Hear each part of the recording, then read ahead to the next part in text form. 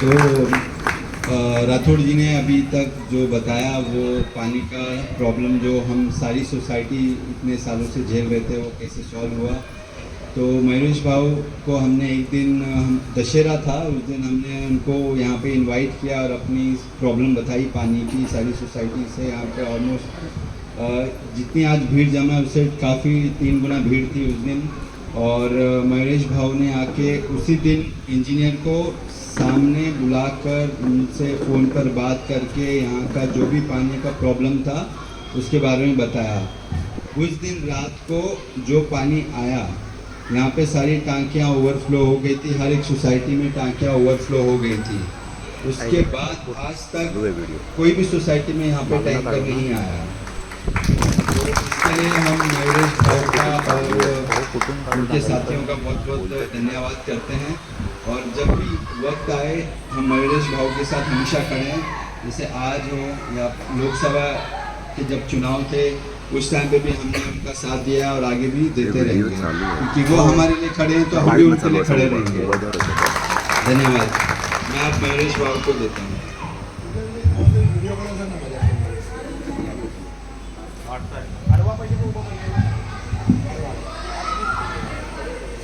सियावर रामचंद्र की जय श्रीराम। आपल्याला एकदम शॉर्ट पिरियड मध्ये मी 3 का 4 वाजता सांगितलं की जमायचं आहे। आपल्या 7-8 सोसायटी आहे आणि जे एकदम माझ्या आवडत्या सोसायटी आहे तिकडे मी जातोय। पहिली सोसायटी ही आहे Radhakunj, वासुकमल, star divine, star lotus या आपल्या सगळ्या सोसायट्यांमध्ये पहिली मीटिंग इकडे आणि अजून 2 ते 3 ठिकाणी मला जायचं आहे। विषय असा आहे की आपण पाण्याचा प्रश्न होता आणि MMRDAच्या योजनेचं पाणी आपण गेल्या वर्षी 15 नोव्हेंबरला दिवाळीमध्ये आणलं। 5 नोव्हेंबरला आपण इकडून तिरुपती नगरमधून मोर्चा काढला होता आणि त्याच्या आधी आपण दिवाळीत पाणी आणलं। पण त्याच्या आधी आपण इकडे दसऱ्याला जेव्हा आलो, माझे 9 दिवसाचे फक्त पाण्यावर उपवास होते आणि त्या दिवसापासून दसऱ्यापासून दिवाळीपर्यंत मी इंजिनियरला सांगितलेलं की एकही टँकर जर इकडे आला तर त्याचं बिल मी स्वतः मयूरेश भावाला द्यावं लागेल, नाही तर तुला द्यावं लागेल। त्यामुळे इकडे पाण्याचा टँकर येता कामा नये आणि जो शब्द मी दिलेला तो पाळला। माझ्यासोबत खरं तर हे एक आजचा विषय सुमित भाई इकडे आहे, आमचे चिकणे साहेब पाणी मंत्री, त्यांना नाव दिलं पाण्याचं काही असलं का ते फोन करायचे। जगताप साहेब आहे, सलीम भाई आहेत, चेतना आहे, उर्मिला आहे, आपल्या सगळ्या माता भगिनी आहेत, राठोड साहेब चेअरमन आहेत, बाकी सगळ्यांची नावं आता थोडीशी विसरले। आपलं इसका नाम क्या नरेश अभी हेमंत अपना बसंत तर आपल्याला एवढंच आहे।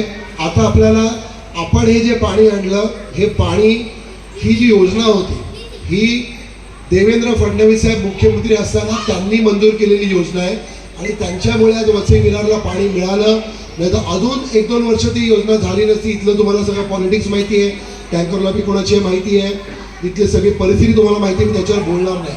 पण आपल्याला सकारात्मकतेतून वाटचाल करायची आहे, पॉझिटिव्ह आपल्याला काम करायचे।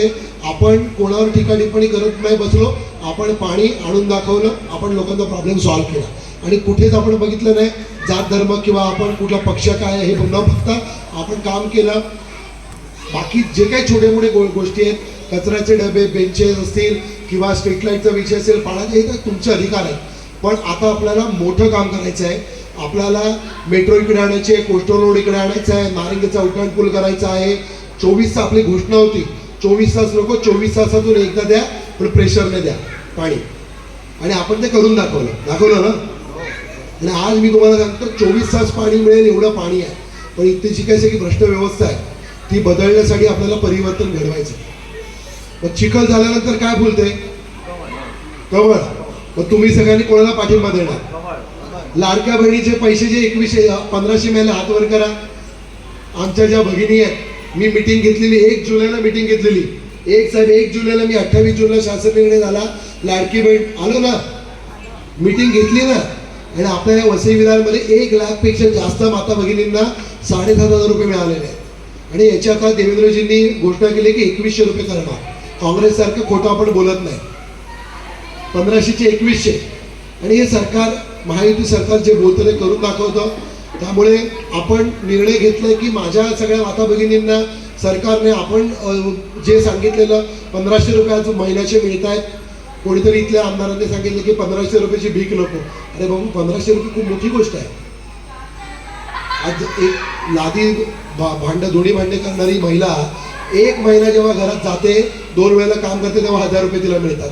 तर 1000 रुपये विधवा असतील, बाकी सर्व कष्टकरी लोकांसाठी 1500 रुपये खूप महत्त्वाचे आहेत. जास्त बोलणारे मी तुम्हाला एवढंच सांगतो की सगळ्यांना मेसेज हा आपला द्या.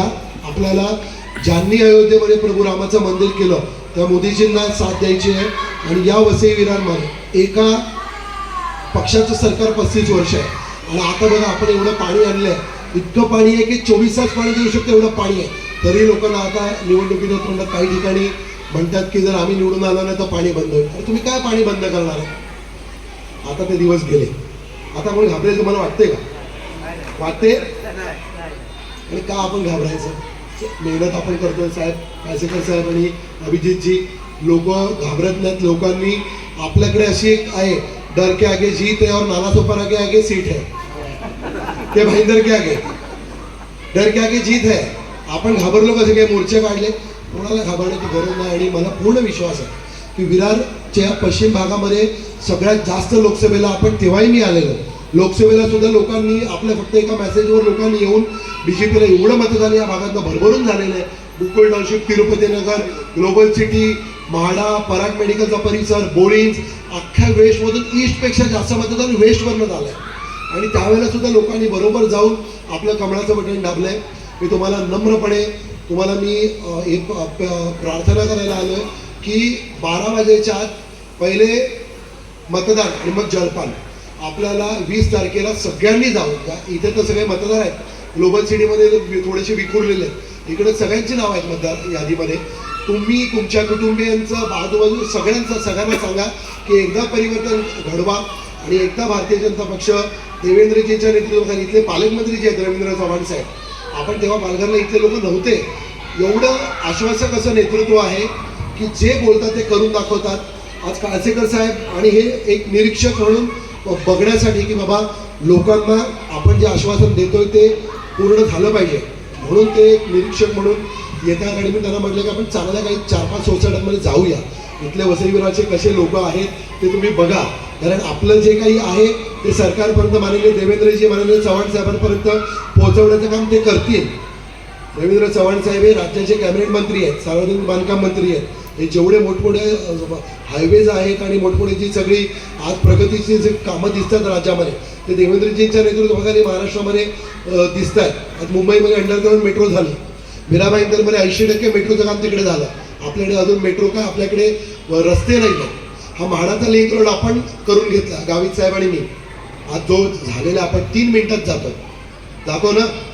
त्यामुळे आता 35 वर्ष झालं, खूप झालं. आता आपल्याला पुढची बरीच कामं करायची आहेत. सगळ्यात मेन वुडलँड थिएटरच्या समोर 3 एकर जागा आहे. आज एवढे वर्ष मला ती जागा त्या जास्त ठिकाणी इकडे करणार नाही, पण ती जागावर पडलेली डोळा आहे, म्हणून ती जागा तिकडे हॉस्पिटल होऊन देत नाही. आपण गेले 25 वर्ष तिकडून प्रस्ताव जातोय की तिकडे उपजिल्हा दर्जाचं रुग्णालय करा. आज तुम्ही मला सांगा 18 करोडचा स्कायवॉक काही केला वेस्टला आणि ईस्टला काँग्रेसच्या गव्हर्नमेंटमध्ये केलेला आहे, तो काँग्रेसचं गव्हर्नमेंट होता त्यावेळेला. आणि ईस्टला 40 करोड रुपये स्कायवॉकला आपण त्याला सांगितलेलं. आज हॉस्पिटलची गरज आहे. तर ही सगळी कामं आहेत. CBSE स्कूल झालं पाहिजे, ही सगळी कामं आहेत, ही आपण करू. आणि इथले उमेदवार आहेत राजन नाईक, तुमच्यापर्यंत नाव त्यांचं आलं असेल, ते कधी इकडे प्रत्यक्षात त्यांचा एवढा संपर्क विरार भागात नसला तरी मी आता लोकांना सांगतो की आम्ही आलेलो आहेत, आमच्याकडे बघून तुम्ही परिवर्तन करा. बाकी पुढची पूर्ण विकासाची जबाबदारी ही आमची असेल. कारण तुम्हाला माहिती आहे मी बोलतो ते करून दाखवतो की नाही, बोलतो ते करून दाखवतो की नाही, कुठला शब्द खाली गेलाय का? त्यामुळे तुम्ही चिंता अजिबात करू नका. एकदा फक्त भारतीय जनता पक्ष, शिवसेना, महायुतीचा आपण पण त्याच्यामध्ये आहोत. आपण एकदम छोटे आहोत, बिंदू, पण आपण सगळे लोक विरारचे आपले परिवर्तन लढा आणि हिंदू गर्जना आपण जे आहेत आपण पण त्यांना आता समर्थन दिलेलं आहे. याचं कारण असं आहे की भाकरी जर पलटली ना तर ती करपते. भाकरी पलटण्याची वेळ केव्हा झाली आहे? 2014लाच पलटली असती. आणि मोदीजी आणि देवेंद्रजींच्या नेतृत्वात केंद्रात पण भाजप, राज्यात पण भाजप आणि इकडे पण भाजप, तरच डेव्हलपमेंट आहे. Triple engine. राज्यात तर महायुतीचं सरकार येणारच आहे, पण इकडे पण भाजपचे जर आमदार आले तर 100% आपल्याला तिप्पट विकास होणार म्हणजे होणार. मी तुम्हाला एक सांगतो, 1 नंबरचं आपलं बटन राजन बाळकृष्ण नाईक हे आपले महायुतीचे उमेदवार आहेत. त्यांना आपण भरघोस मताने सगळ्यांनी द्या. आमच्या याचं उत्तराखंडच्या याच्यामध्ये आमचा जो समाज आहे त्याचा आपले काही लोक संपर्कात आहेत, ह्यांचा आहे, त्याच्यात तुम्ही सगळ्यांना सांगा किंवा सगळ्यांना आता एकच सांगा की आज उद्या आणि परवा 1 नंबरचं जर बटन दाबायचं आहे, 1 नंबरचं बटन दाबा आणि आपल्याला महाराष्ट्रामध्ये बिराला 1 नंबरला न्यायचं आहे. तर आपण खूप मागे पडलो आहे, आपल्याला आणायचं आहे. मी जास्त बोलणार नाही, मला अजून पुढच्या 2-3 सोसायटीमध्ये जायचं आहे. मी काळसेकर साहेबांना विनंती करेन की 2 मिनटं तुम्ही मार्गदर्शन करा. त्याच्या आधी 1 मिनिट सर, त्याच्या आधी आपण सगळ्यांनी पुन्हा एकदा घोषणा द्यायच्या. सियावर रामचंद्र की, पवन सुत हनुमान की, बोलजी भाई सब संतन की, हर हर सत्य सनातन हिंदू धर्म की. तुम्ही सगळ्यांनी एकजुटीने आमच्या सोबत राहा. मी काळसेकर साहेबांना विनंती करतो की 2 मिनिटं तुम्ही आम्हाला आशीर्वाद द्या, मार्गदर्शन करा.